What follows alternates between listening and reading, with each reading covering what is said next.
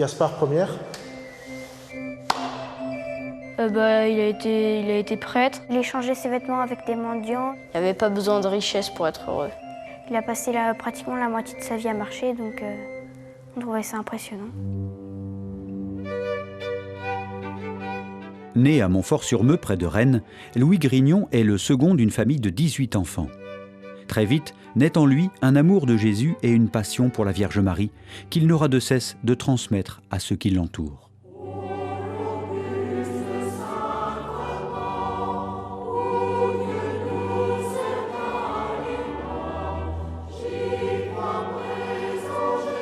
De Rennes à Paris, de Poitiers à Rome, Louis-Marie marche infatigablement en quête de son destin.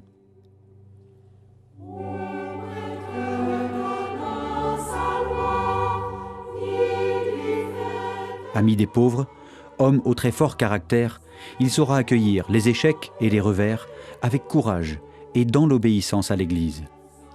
Il transmettra cet amour de la sagesse tout au long de sa vie missionnaire.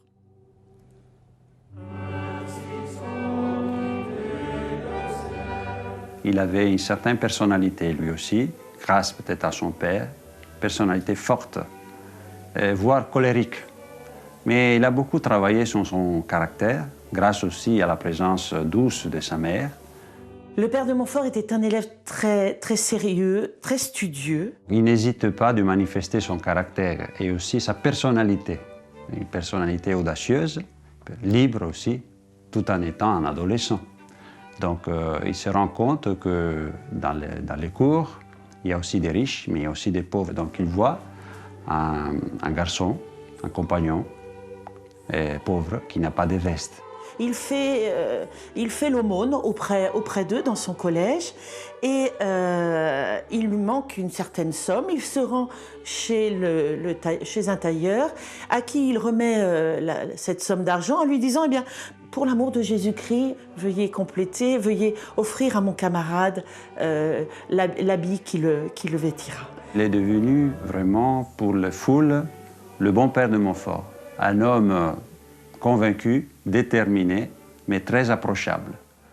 Donc c'est un homme qu'il avait, je dirais, le charisme de savoir toucher le cœur.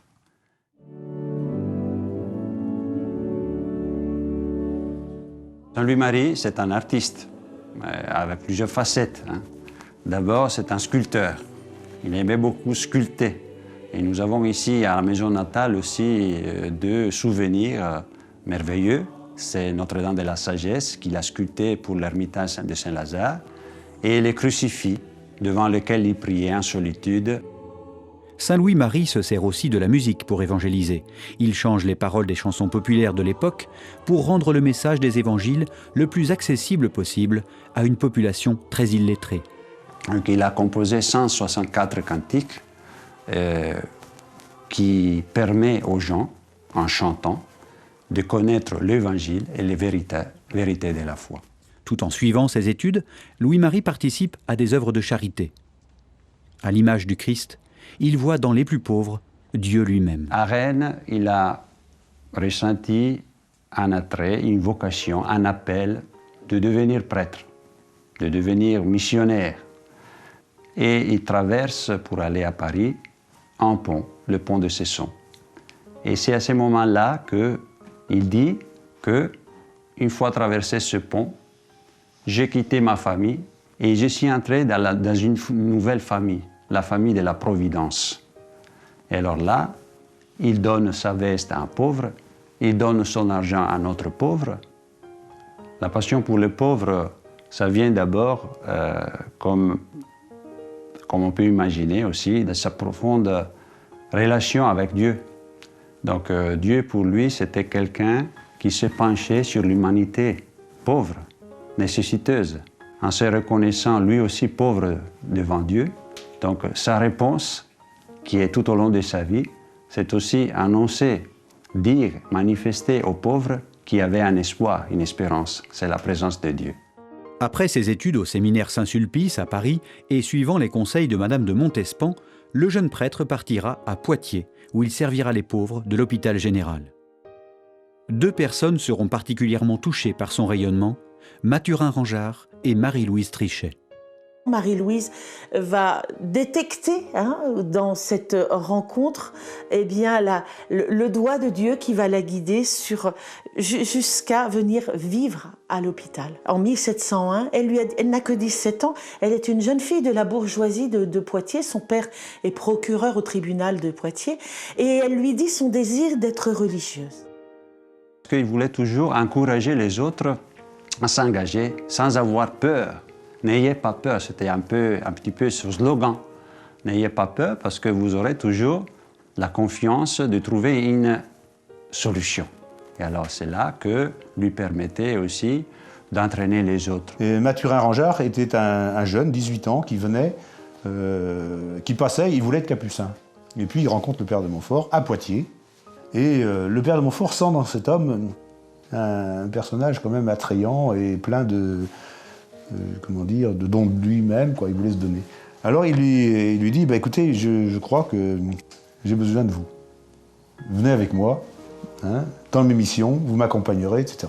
S'il parvient à toucher les cœurs, son caractère très entreprenant, sa foi et son exigence lui créent de nombreuses jalousies et critiques, y compris parmi les personnes influentes du clergé. Et il dérange, sa présence dérange à la Salpêtrière aussi, parce qu'il veut mettre de l'ordre et aussi faire remonter la dignité des pauvres.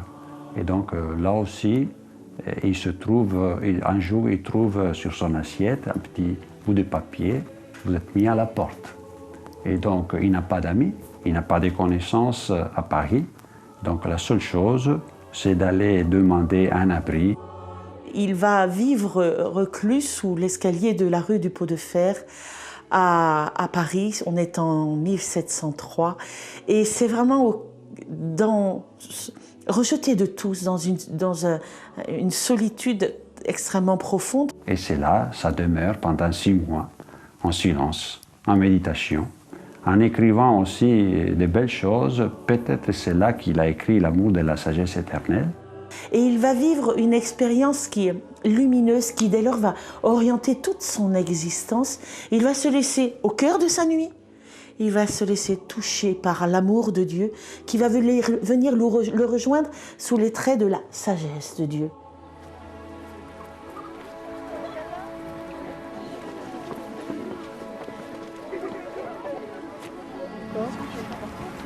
C'est dans cet amour que tu as pour les hommes. Pontchâteau, c'est un lieu important, un centre, autour desquels il y a d'autres communes. C'est une plaine. Eh bien, pourquoi on n'érigerait pas dans cette plaine un calvaire? La bénédiction était prévue le 14 septembre, comme il se doit, le jour de la Croix Glorieuse.